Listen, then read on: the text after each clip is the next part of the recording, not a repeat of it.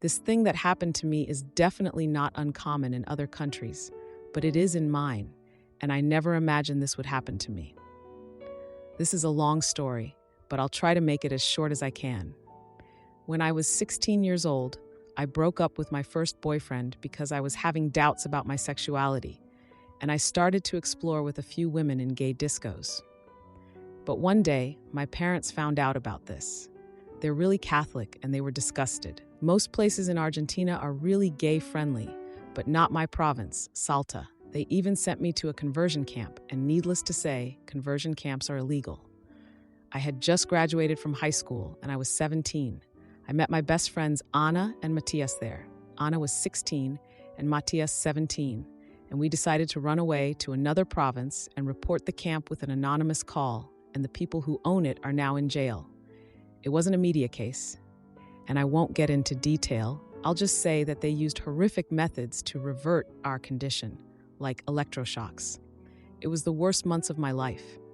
Anna, Matias, and I barely had any money. We found an abandoned bus, we cleaned it and stayed there. We found old mattresses and blankets, we washed them, and, well, that was our home. We were close to a clean river, so it was easy to have water for ourselves. We chose to set up a grill, and we sold food there. Anna fished, Matias cooked, and I took care of selling the food. I also got a part-time job in the closest town to help out more. The controls and health checks weren't common on that road, so we had no problems in that aspect. We lived pretty much like animals for about a year, but it was all we had. It was hard to even take a bath, but a year and a half later, we had made enough money to leave for good, so we went to live in the capital. We stuck together, we rented a house, and we all found jobs quickly. We all took gastronomy courses online, and I worked as a waitress to know how things worked in that environment. This is all important, and you'll see why. With time, we were able to start our own small restaurant. It went pretty well, and we opened another one, then another one, and we currently have more than 5 restaurants in the capital and a few more in other provinces of the country. We don't live together anymore, and with time, I discovered I was bisexual. And I'm currently married to a man, Julian, an architect. Of course, he knows I'm bi and everything that happened in the past, and he's been more than supportive, and we had our daughter 2 years ago. Anna married a wonderful woman too, and they're planning to adopt. And Matias isn't someone who's interested in having kids and marrying now, but he does have a great boyfriend, and in the future, he said he'd like to try to adopt. With that long background, after 12 years, my parents contacted me again. They begged and begged for another chance, so I ended up flying to my province to talk to them. Long story short, as soon as I arrived home, they received me with hugs and kisses, and they made me my favorite meal for dinner, and we talked. At first, they apologized for how they treated me, but then they said they were so glad they sent me to the camp because now I was cured, and that they were planning to open a conversion camp themselves. They even told me that since I was making a lot of money, I could help them. I snapped.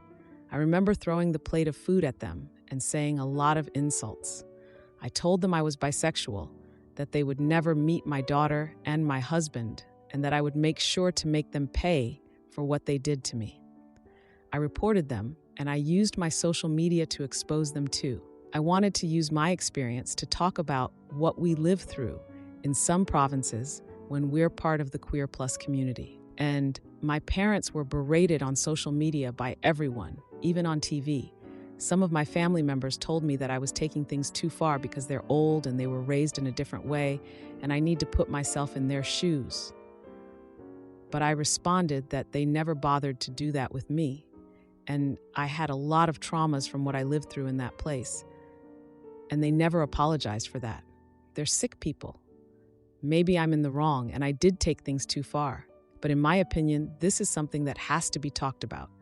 Like I said, most people and places in Argentina are really gay-friendly, especially the capital and this province, but some places aren't. I started actual therapy to be able to deal with everything I didn't deal with in the past. I have a lot of traumas from those horrible 6 months, and I always buried it. I guess I didn't want to accept how much it affected me until now. And I'm a mother now.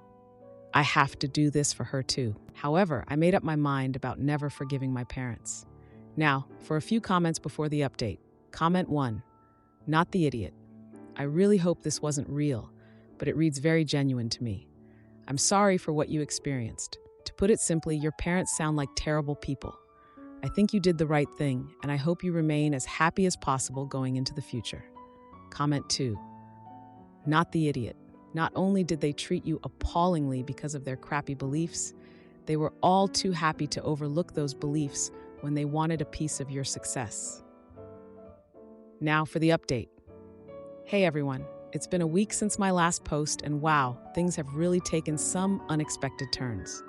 I've been overwhelmed by the support from you all, and I wanted to give you an update on what's been happening.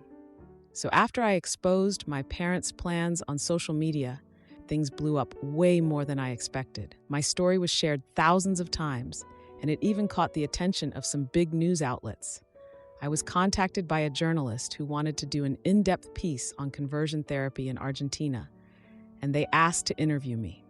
I agreed, thinking it might help spread awareness even more. The interview was intense. They asked me to recount my experiences, and it brought back a lot of painful memories. But I got through it, and the journalist was incredibly supportive.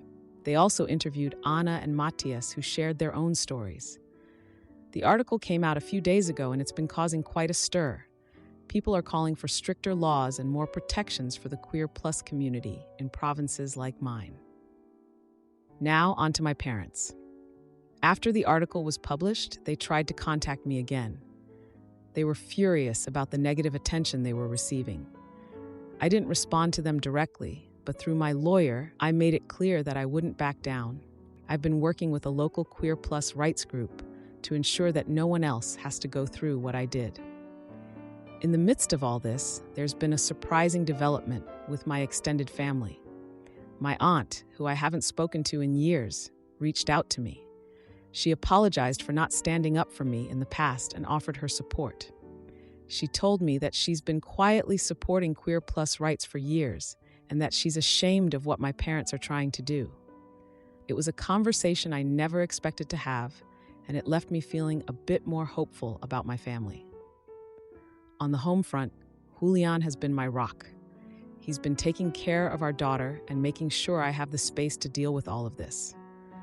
Anna and Matthias have been amazing too.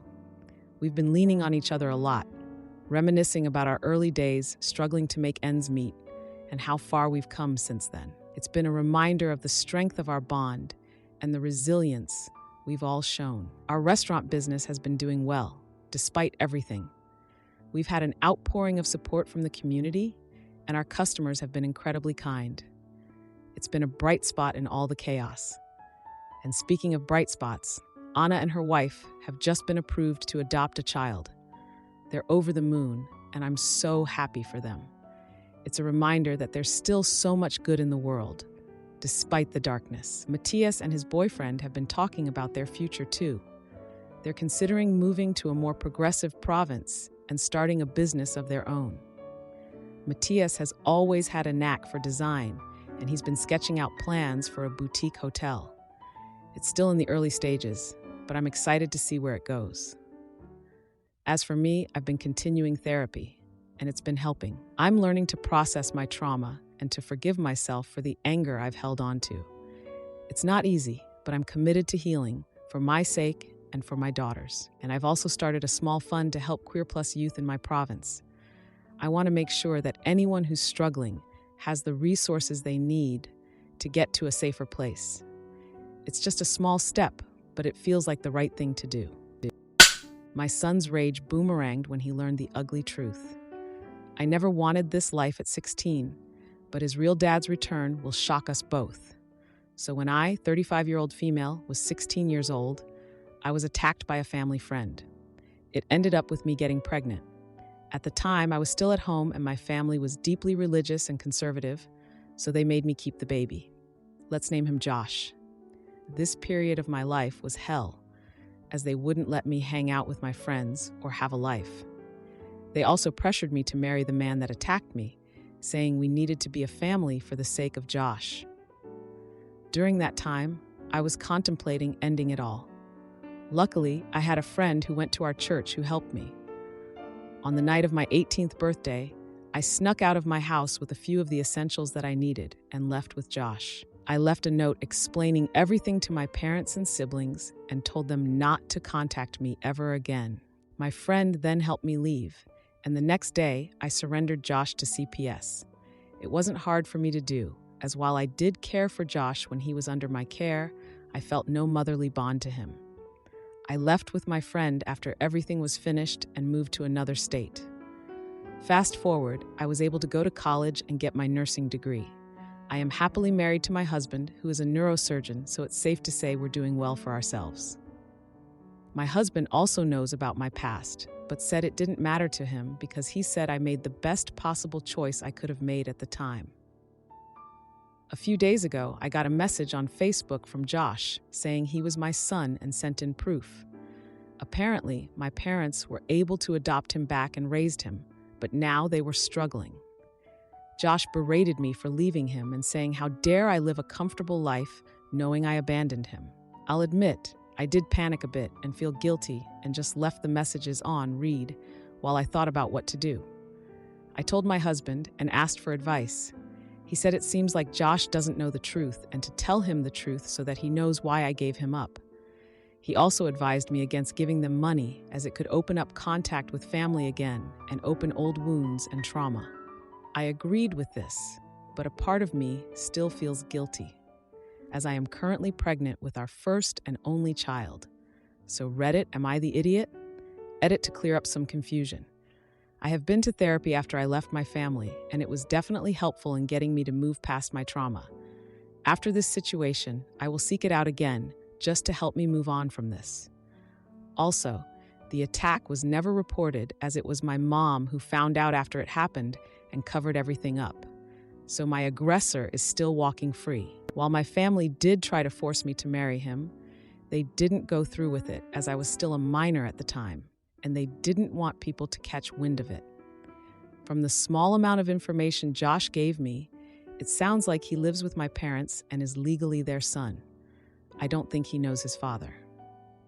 Thank you, everyone, who took the time to read this. I think I will contact Josh and tell him the truth. I'm just not sure how yet.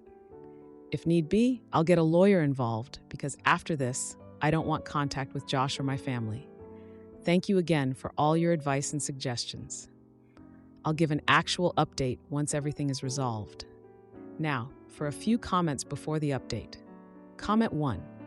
Given the seriousness of the potential traumatic events you have had to endure for years at a young age, you have absolutely no obligations to do anything. Your priority here needs to be you and your unborn baby. What the attacker and your parents put you through is horrid. And if you haven't gotten therapies, treatment to digest it, maybe you should consider it. With these special circumstances, if I were you, I would block him and avoid any contact. It sounds like your parents' doing and you need to protect yourself from it.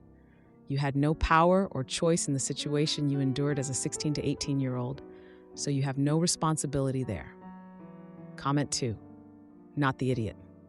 Your family forced you to carry a child and marry your rapper at 16 years old. You gave the child up for adoption to provide a better life for him than you could. I honestly feel terrible for Josh. That said, your parents are the ones responsible since they adopted him. He is their child. I think you need to explain to Josh what happened in a letter, though. I don't think you need to reach out.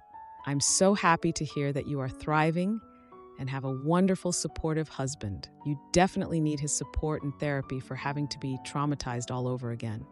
Eat it. Ran away before forced to marry. Now, for the update. Hey everyone, thanks for all the comments and support on my last post. It's been a hectic couple of weeks, and I've got a lot to share. So after a lot of thinking and talking with my husband, I decided to reach out to Josh. I wrote him a long message explaining everything, from the attack to why I left and how I had to give him up for both our sakes. I poured my heart out, hoping he'd understand. It took him a few days to respond, and when he did, it was not what I expected. Josh was furious. He accused me of lying and making excuses for abandoning him. He said my parents told him I just didn't want him and that I ran away to have a better life without him. My heart broke reading his words. I realized my parents had twisted the story to make themselves look like the saviors. They had raised Josh with lies about me. But that wasn't the only shock I got. Josh told me he had found out who his father was. My parents had kept it from him, but he overheard them talking one day and did some digging. He confronted the man, my attacker, and it ended in a huge fight. Josh was kicked out of the house and was now living with friends, struggling to make ends meet. I felt a mix of emotions: anger at my parents, sadness for Josh, and fear for my own family's safety. My husband was a rock during this time, reminding me that we needed to protect our future child and ourselves first and foremost. Then came the confrontation. Josh showed up at our house unannounced. He was angry and hurt, and I was terrified. My husband was at work, and I was alone. Josh demanded to know why I had left him, why I had lied. I tried to explain, but he wouldn't listen. He blamed me for everything wrong in his life. It was a tense, emotional standoff that ended with Josh storming out, saying he never wanted to see me again. I was left shaking and in tears, feeling like I had lost my son all over again.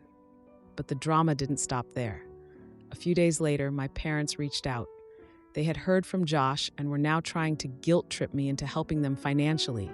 They said they were getting older and needed support. They even had the nerve to suggest that I owed them for raising Josh. I was furious.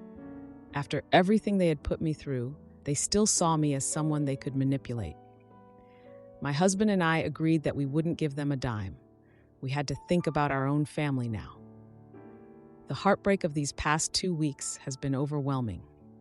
I've been trying to process the confrontation with Josh, the lies my parents have fed him, and the guilt that still lingers in my heart. I've started going back to therapy to help deal with the flood of emotions. In the midst of all this, I've been reminded of the strength I found when I first left home. I had to be strong for Josh back then, and now I have to be strong for the child I'm carrying. My husband has been my rock, and together we're preparing for the arrival of our baby, determined to create a loving, truthful, and secure home for them. I'm not sure what the future holds with Josh.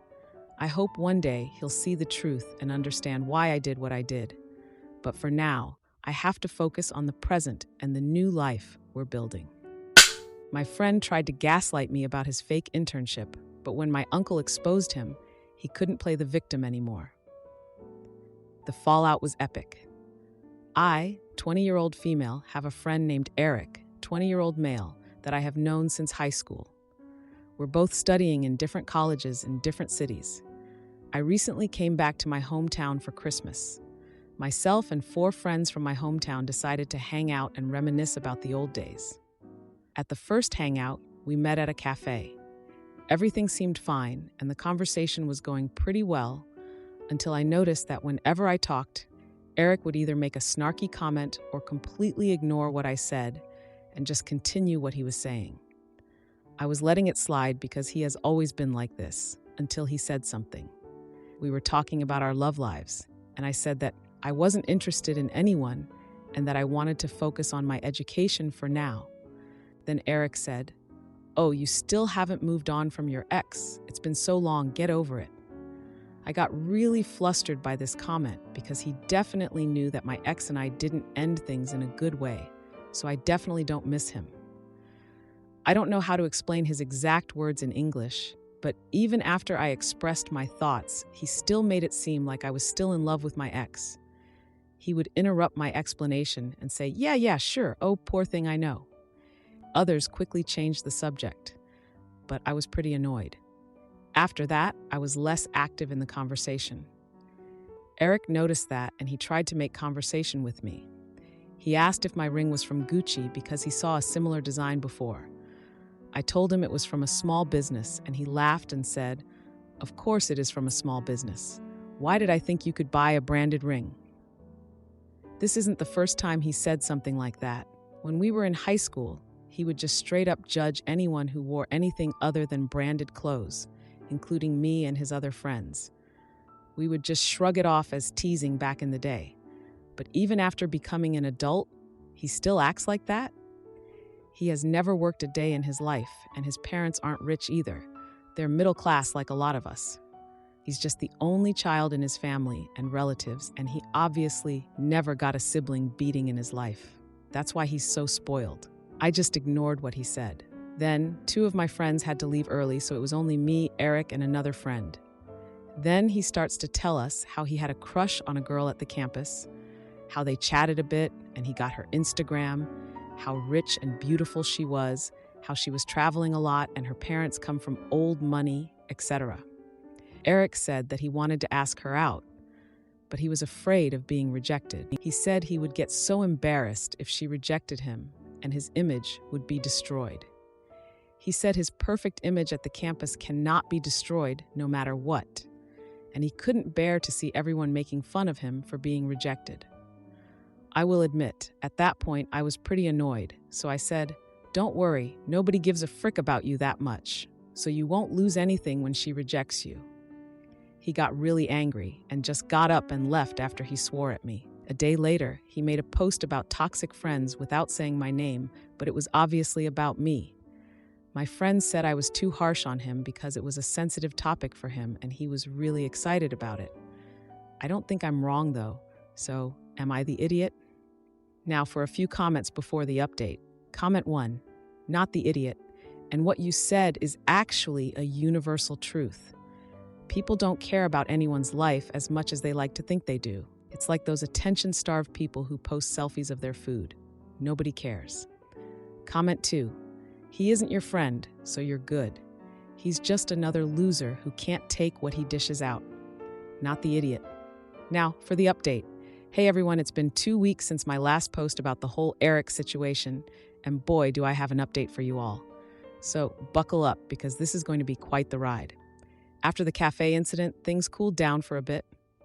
I thought maybe Eric would get over his tantrum and we could just move on. But nope, Eric had other plans. A few days later, we all got invited to a mutual friend's house for a small get-together. I was hesitant to go, knowing Eric would be there, but I didn't want to miss out on seeing everyone else. When I arrived, Eric was already there, holding court as usual.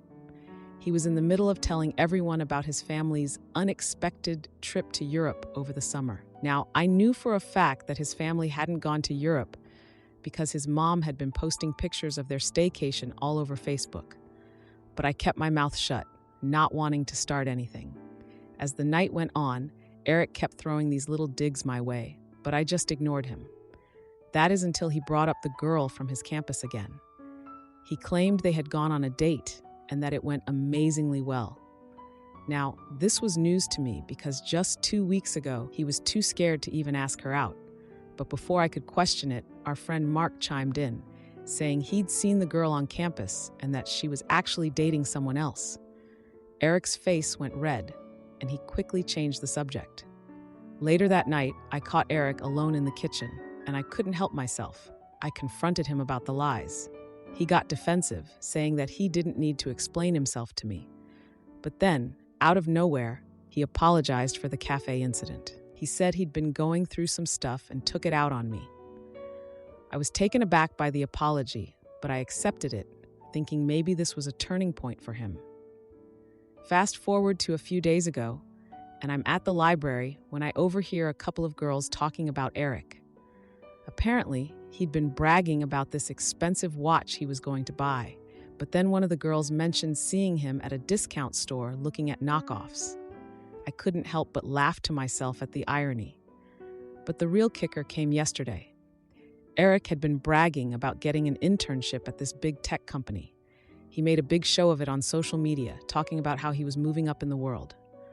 Well, it turns out the company is owned by my uncle. I called my uncle up, curious about Eric's new position, and my uncle had no idea who Eric was. There was no internship.